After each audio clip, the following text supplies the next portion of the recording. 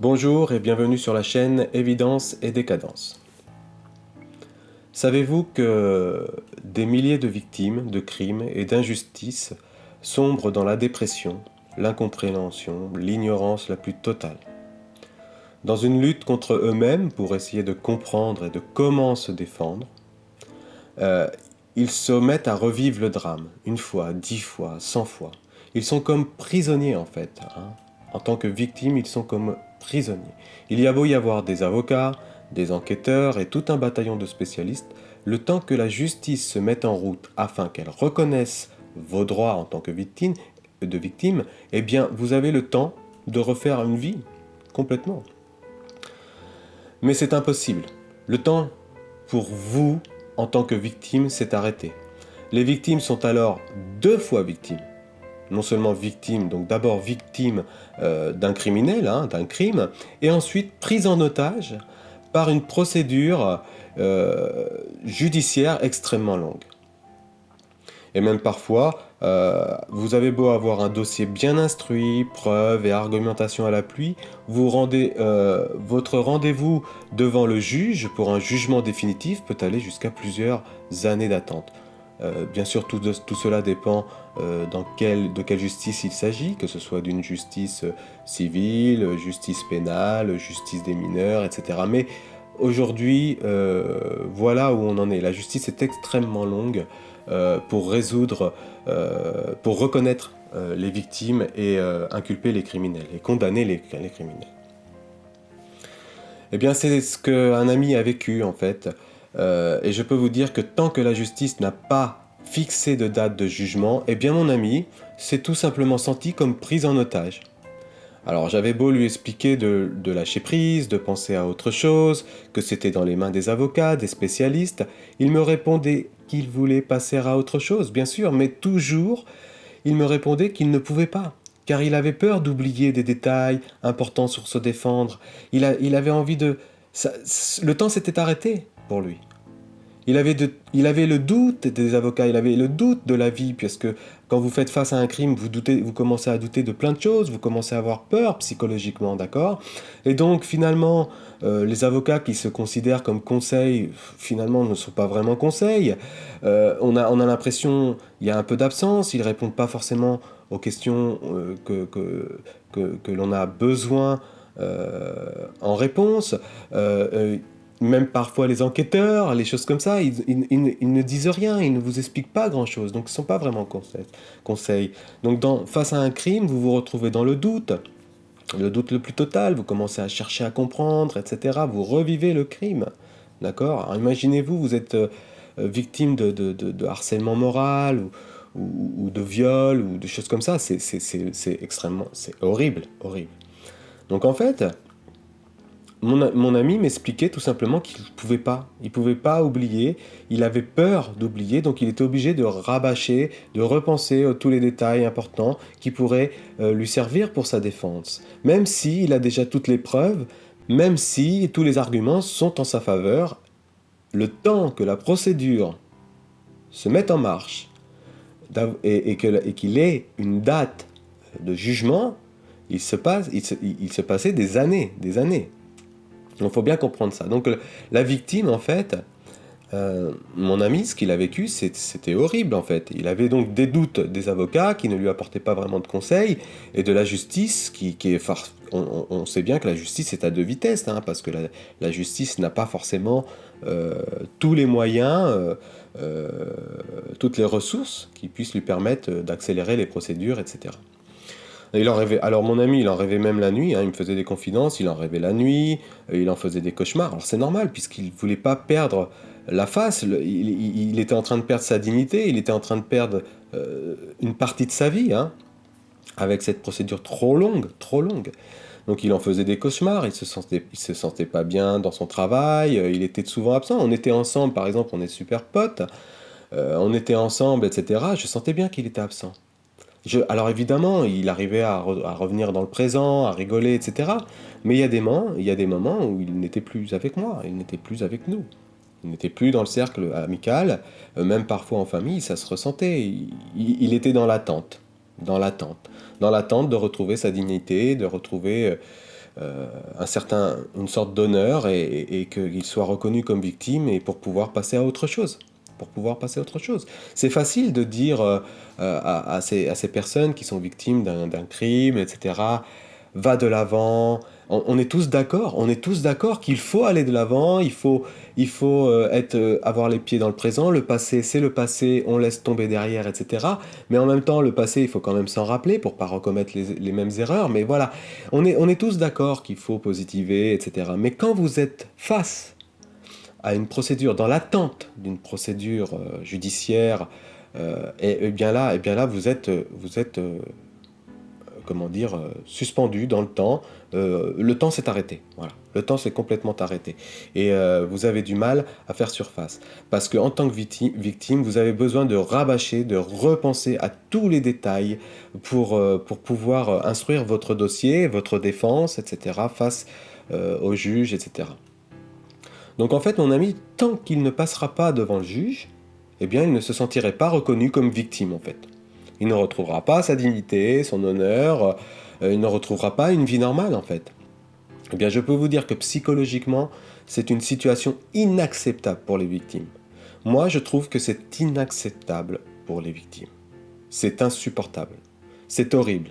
Et là, il y a quelque chose à faire, à modifier. À partir du moment où vous avez toutes les preuves, tous les arguments, etc., le jugement doit être,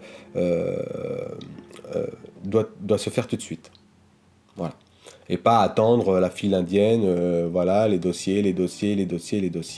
Alors, après, évidemment, on sait qu'il y a pas mal de problèmes d'indigence, de ressources au niveau des tribunaux, on en parlera un petit peu après, mais voilà. Donc mon ami, ce qu'il a vécu, c'est vraiment horrible. Alors j'essayais de le supporter c'était facile, c'est mon ami, donc c'est facile, il est facile à supporter. Je sais pas si c'était le bon mot, mais voilà, c'était quelque chose d'horrible pour lui et les victimes, il faut les accompagner. Psychologiquement, il faut les accompagner. Quand vous êtes reconnu victime, il faut être accompagné psychologiquement.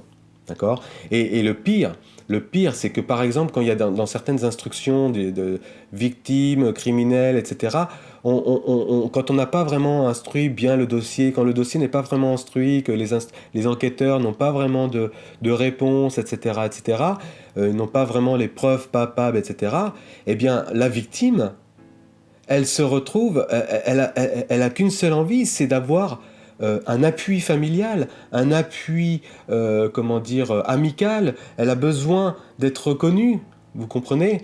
Et ça, eh bien, si, par exemple, vous avez des proches qui commencent à avoir un petit peu le doute sur vous, etc., c'est horrible. En tant que victime, c'est horrible, horrible, horrible.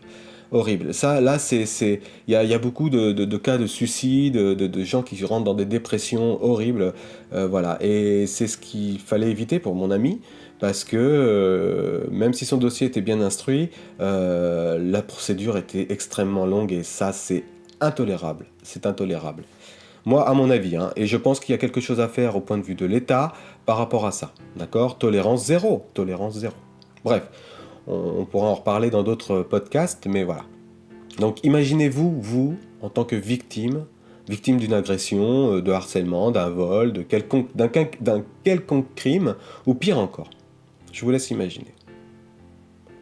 Et après un délai raisonnable de quelques mois, vous avez réuni tous vos arguments, toutes les preuves, et que l'enquête faite par la police appuie votre dossier. Voilà, et vraiment, vous avez un dossier qui joue en votre faveur, etc.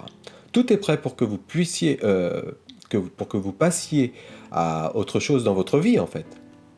Que vous vous libériez de ce fardeau qui pèse sur vos épaules. Tout est prêt pour que le jugement soit rendu dans les plus brefs délais. Mais malheureusement, il va falloir attendre une date de jugement, parfois des années d'attente, qui frôlent parfois avec les délais de prescription. Alors là, il y a encore un truc parfois que certains avocats, pardon, certaines procédures prennent tellement de temps, etc., qu'on rentre dans le délai de prescription. On approche d'un délai de prescription, et là, c'est encore une absurdité. Enfin bon, vous savez, ce monde est un peu perverti, et il y a des choses qui ne sont pas normales. Il y a des choses qui ne sont pas normales. Enfin bref. Eh bien, pendant tout ce temps, la victime reste prise en otage. Sa vie s'arrête. Voilà. Vous avez tout votre dossier prêt à être jugé. C'est tout de suite et maintenant pour pouvoir passer à autre chose, aller de l'avant, voilà, profiter du temps présent, euh, tirer des leçons de... Voilà. Ben non.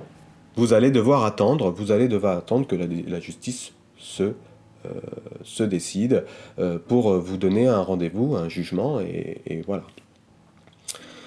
Donc, alors chaque année, selon les chiffres du gouvernement, ce sont presque 1 million de personnes touchées par cette absurdité administrative et judiciaire.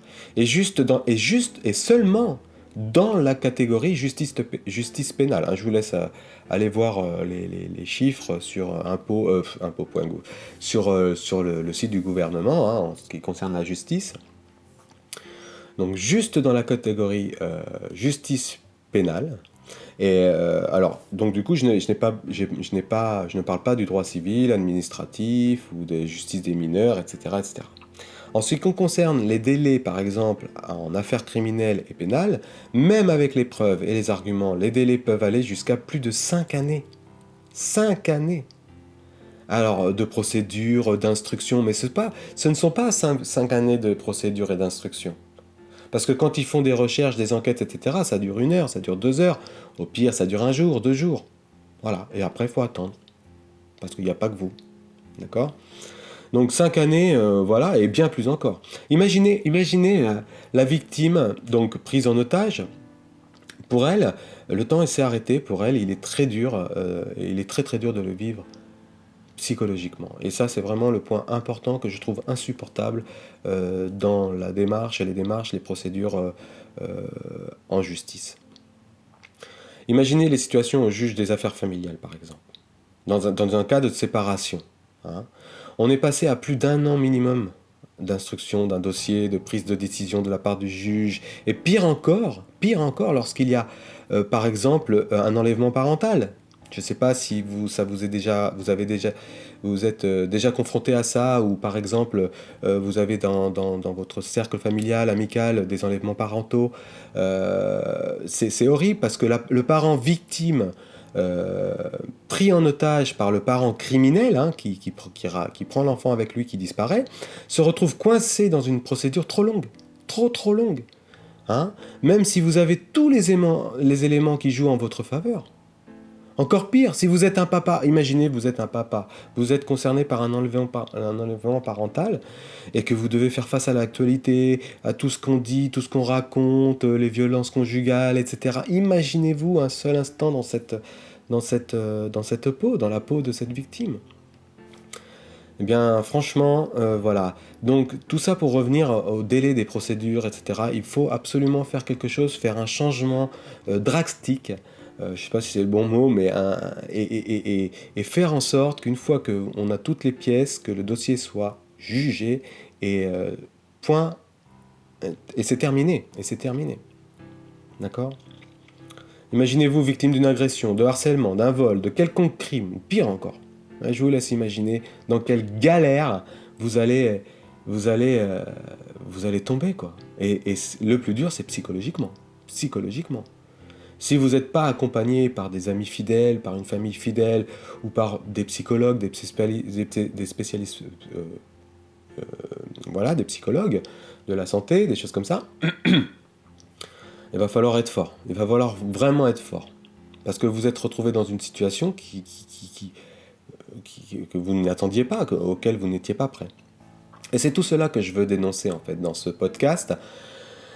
Alors, je sais que la justice aujourd'hui manque de moyens, mais là où je ne suis pas d'accord, c'est que le dossier est instruit.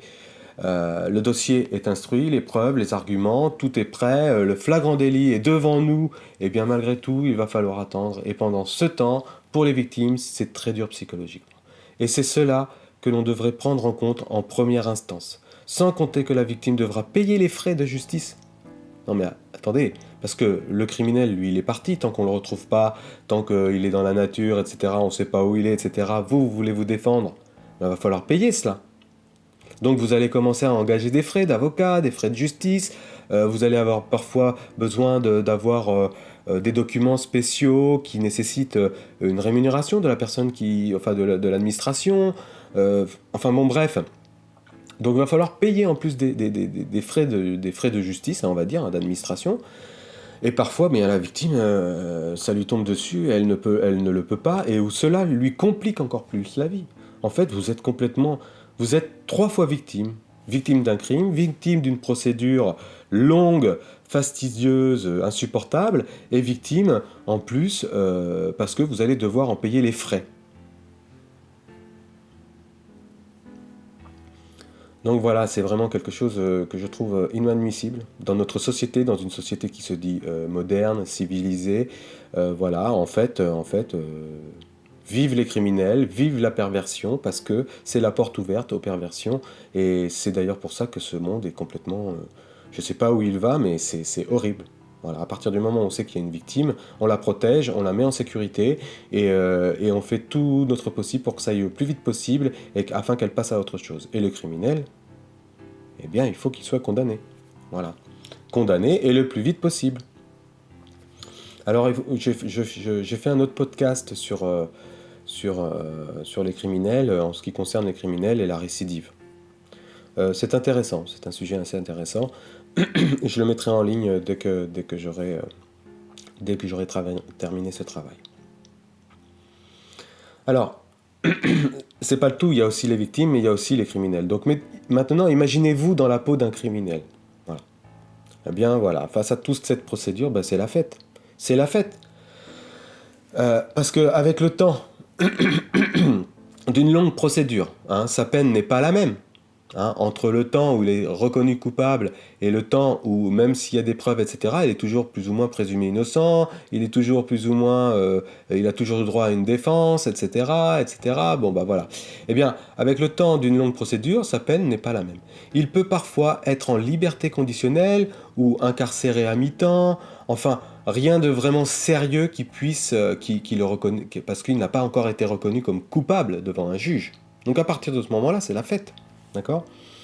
On a même des criminels qui ont le temps de se reproduire. Alors imaginez-vous, votre criminel, il a tué une personne, etc., dans votre famille, un de vos enfants, ou votre parent, un de vos parents, un ami, quoi que ce soit. Et puis ben, le temps que le criminel soit jugé, hein, eh bien lui, il va aller de maison d'arrêt à maison d'arrêt, voilà, il va continuer à avoir une semi-liberté, il va pouvoir quelque part continuer de faire quelques délits par-ci, par-là, et c'est la vérité ce que je vous raconte. Donc, j'ai déjà vu des cas par exemple où un adolescent de 17 ans avait assassiné une personne. Eh bien cette personne, enfin elle avait 16 ans, 17 ans, 16 ans et demi il me semble. Voilà, donc elle a été déjà, comment dire, reconnue coupable, il y a toutes les preuves, il y avait des caméras de surveillance, etc. etc. Plus de 50 procédures, plus de 50 procédures. Plus de 50 procédures. Et pendant ces 5 ans, bah, il a fait des maisons d'arrêt en maison d'arrêt, maisons d'adolescents, maisons de redressement, enfin des trucs, des trucs comment dire, à noyer le poisson, hein, on va dire. Mais qui ont servi absolument à rien. Pendant ce temps-là, il s'est reproduit, il a eu un enfant, il a continué ses petits délits, il a continué tout ça, et c'est horrible. C'est horrible parce que pendant ce temps-là, bah, du coup, quand il est arrivé au jugement pour son crime qu'il a fait quand il avait 16 ans, eh bien, il avait 5 ans, 5 ans de semi-liberté, liberté conditionnelle, je ne sais pas exactement, je ne suis pas spécialiste, mais voilà. Pendant ce temps-là, il a eu un enfant, pendant ce temps-là, on lui a donné un appartement, pendant ce temps-là... Oh, mais c'est quoi ce monde ? C'est quoi ce monde ? Voilà. Je vous laisse réfléchir à ça, parce que c'est vraiment ce qui se produit. Et ce sont des millions et des millions de victimes qui sont tous les jours confrontées à ça, et j'espère vraiment que ça ne vous arrivera pas. Vraiment. Mais il faut vraiment être prêt. Et les victimes, psychologiquement, elles en bavent. Elles en bavent, je peux vous le dire. Et dans tous les sens du terme. Donc effectivement, hein, en ce qui concerne les procédures, les administrations, on est face à l'indigence des tribunaux. Leur manque de ressources, évident, hein, on en parle dans l'actualité parfois, hein, même si on le cache, ce n'est pas vraiment un secret. Eh bien ça cause 2 fois plus, 3 fois plus de tort aux personnes reconnues comme victimes. Et pour ces victimes, il faut vraiment se rappeler que le temps s'est arrêté, ils ont perdu leur dignité. Le temps qu'ils soient reconnus, ils ont perdu leurs droits, parce qu'on a vraiment l'impression qu'on n'a pas vraiment le droit, en fait, on n'a aucun droit.